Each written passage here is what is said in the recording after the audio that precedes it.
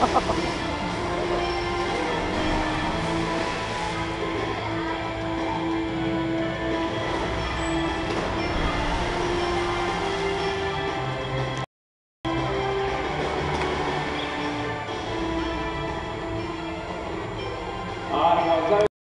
tervetuloa Särkänniemen delfinaarioon.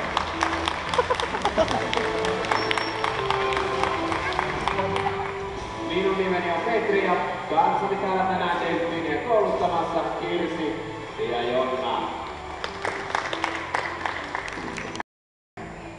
Ja altaasta löytyvät vauhdikkaat pullokordelfiinit ja tuo viisikon teille tähän alkuun esittelemme. Ja ensimmäisenä esittäytymään pääsee Delfi, molempien isä. Delfi esittelee itsensä ja kättelee Kirsin kanssa. Ja tuossa kättelyssä Delfi käyttää apunaan kylkieviä. Kylkievillä Delfi ohjaavat ja pysäyttävät. Mutta kuten kohta näkyy, niillä voi myös kätellä kouluttajaa. Tässä Delfi.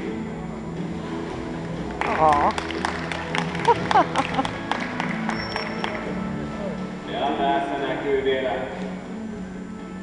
toisella tapaa kylkievä Veera. Siinä teitä tervehtii kylkievällä.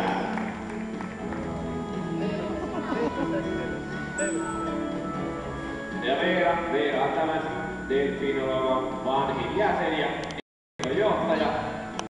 Veera esittelemään teille tuota delfiinien moottoria, eli voimakasta pyrstöä. Se mahdollistaa vauhdikkaan uinnin, mutta voi sillä tervehtiä myös yleisöäkin, kuten tässä Veera pitäisi tehdä.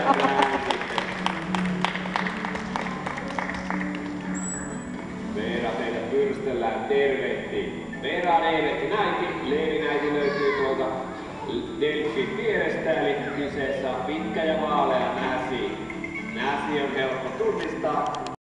Tämän oikeassa kyllä muutama summa syntymämerkki. Ja näsi esittelee itsensä ja syljeskelee. Näyttää tavan, jolla delfiinit voivat poistaa ylimääräisen veden pois suustaan.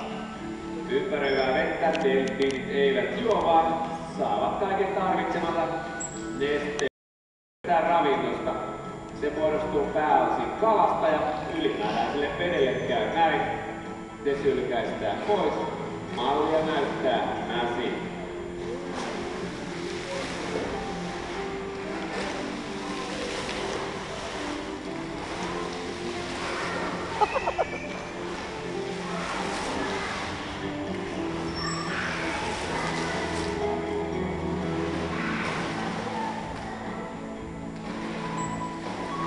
Mukana vauhdissa siellä näsi perässä syljeskeli myös Veera.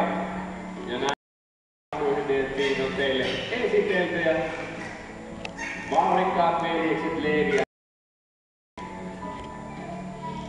löytyvät tuolta Jonnan edestä. Leevi on vanhempi, 17-vuotias ja delfiineistämme pisin. Ja Leevi esittelee hieman vauhdikkaampaa menoa.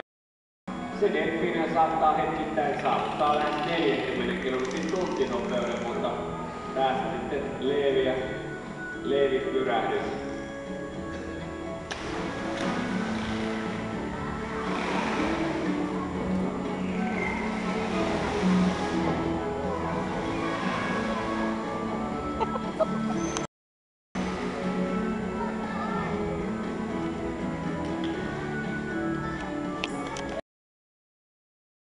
Vauhdikkaasti uidessa, niin pinnalla vilatteli aina välillä myös tämä delfiinien selkäevä. Selkäevä toimii vähän samalla periaatteella kuin laiva tai veneen. Selkäevä auttaa delfiinien uinnin tasapainottamisessa.